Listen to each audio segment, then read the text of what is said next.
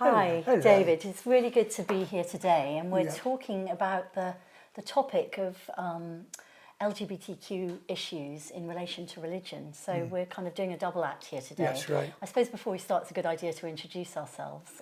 Perhaps if you could start. Yeah, I'm Dave Morton, and I attend a church in Waterloo, London, called Oasis. And my name's Sally, and I've got a number of hats here. I work in the dementia care world, particularly working in care homes as a trainer and an educator in the UK and Ireland and in Canada and Australia as well. So, but this particular piece of work is obviously one dear to my heart as a lesbian woman and as someone who's written on a range of publications around this topic for the last 20 to 30 years. So that's why I'm here today. And I suppose the starting point for us is thinking about what faith does mean to us. I know for me it's been a bit of a journey. In my childhood I was very, very devout, very religious in my teens particularly. I got confirmed as a Christian, and Christianity for me was a real comfort. I went to a boarding school where I wasn't very happy, so I used to spend a lot of time in the chapel at school. It was a place that I went for kind of a refuge really, and I thought about the ministry as a possible career at one point, and it was something that was very deep within me. And I suppose over the years, because of some quite difficult experience in my life, I felt a little bit more distanced from my organised religion, but not so much from my spiritual life, if that makes sense. Very much sense. I'm very similar in a sense.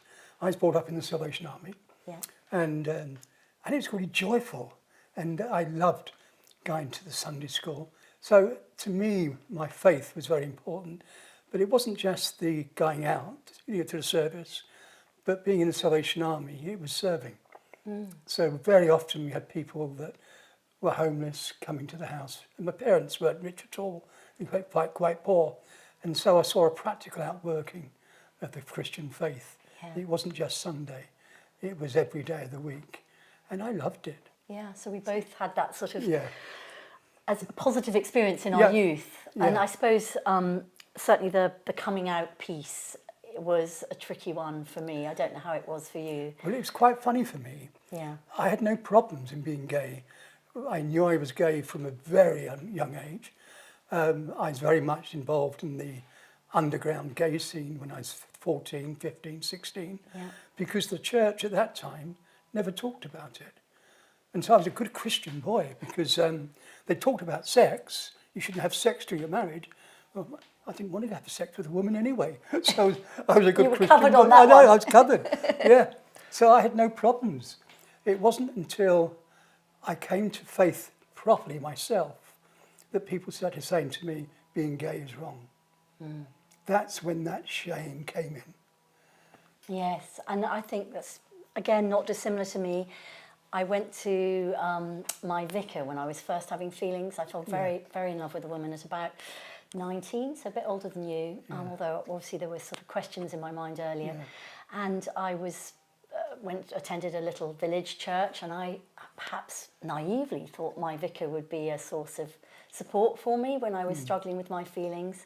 And I can remember very clearly going to talk to him, and him starting off by being very, the nice vicar that I knew. And as soon as I started talking about it, it was almost like a switch went off in him, and he was extremely judgmental. He said it was because my mother had been divorced, and there was probably, problems because of that I hadn't had a good enough father figure, and, all sorts of kind of really sweeping generalisations. And that was my sort of first experience of, wow, I thought the church was a place to go as a safe place, and actually I immediately felt very, very punished. It's sad, isn't it? A place that's supposed to be a sanctuary. Yes. That turns into a place of torture. I know. It's so much not the message of Christianity from my point of view. And I was nothing that Jesus says. That's right. I know similar happened to me when I was in the Air Force, because it was illegal being gay. Yeah. And also it's illegal for me anyway, I was under 21. And when I went to the Padre, he said, well, of course you do realise it's against regulations, blah, blah, blah. And sure enough, 3-4 months later, I was arrested. Gosh. So you see things, I'm not saying it was him. No. But, again, that sort of suddenly you feel like very unsafe. That concept of safety for me around psychological safety is so important when we come to talk about care Very as well. important. That we can be safe to be ourselves. When I came out of the Air Force, I was chucked out.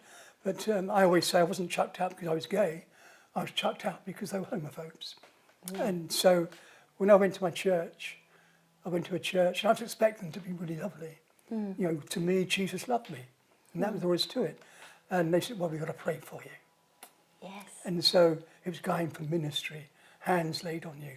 I was in an evangelical church, charismatic, and you know, so I was demon possessed. It was, you know, you can be healed from that. Exorcise the demons. That's right, and you could be healed from it. So I thought, wow, brilliant. Because who wants to be gay if of what society was doing in that time? Yeah. And but of course, that's another story. It never happened. But I was supposedly healed. So all those kind of things. Yeah, I mean, this sense that the pity piece I hated as well, that somehow my mum got a lot of pity from her sort of neighbours when they knew. Mum never wanted people to know, even though, again, she was really relatively comfortable. Yeah. But she didn't like other people's projections that somehow, you know, poor you, you've only got one daughter and, you know, look what's happened. And so, again, that's something that I really dread from people who are of a religious background who are very homophobic, that they, as you say, they see us as sinners and that somehow we can be redeemed in some way. I hate the sin, but love the sinner. Yes, it's not very helpful. No, because to me, I am me. Yeah. God created me. Yes. And he created me to be me. Yes. And you think, if I go into care, you know, are people of faith going to say, oh, we don't really agree with you, but we love you? Yes, it's a bit of a double edge, isn't it? Yeah. And I feel very strongly about that. I don't want to just be tolerated. No, I hate that word, tolerate. Yes, that we won't show our prejudice at work, but really deep down we don't really like or accept who you are. And that happens in the church today. Yeah. They say, of course we accept you, as long as you're celibate. Yes. As long as you're not in a relationship. And to me, that's toleration. Yeah. And that's worse than saying it's wrong to be gay. At least when you say it's wrong to be gay, you know where you're coming from. Yeah. But when they say to you, we accept you. But you're not allowed to actually express your love in any physical way. That's much more damaging. Yeah. I'm fortunate that the church I attend is completely inclusive. I'm on the leadership team.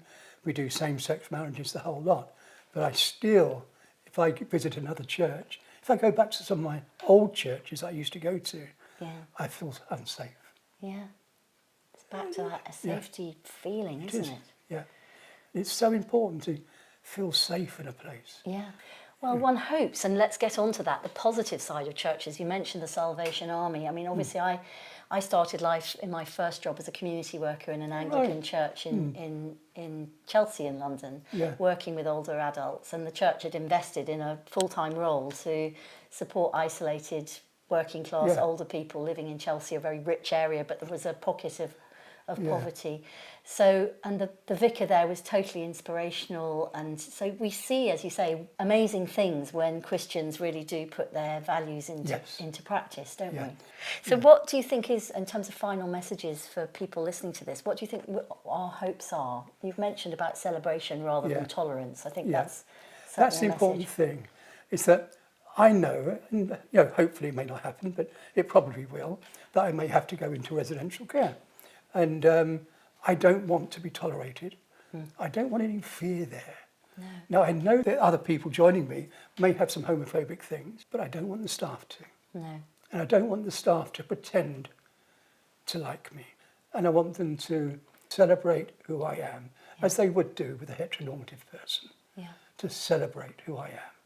It's the kind of equal but different piece, isn't it? That celebrate what makes us distinct, but give us an equal treatment, for me, is important. Yeah. Do you see yourself in a sort of gay-only kind of service? A lot of people ask us this, don't they? I don't particularly feel I would want that. No, it's like when our church I go to became affirming and inclusive.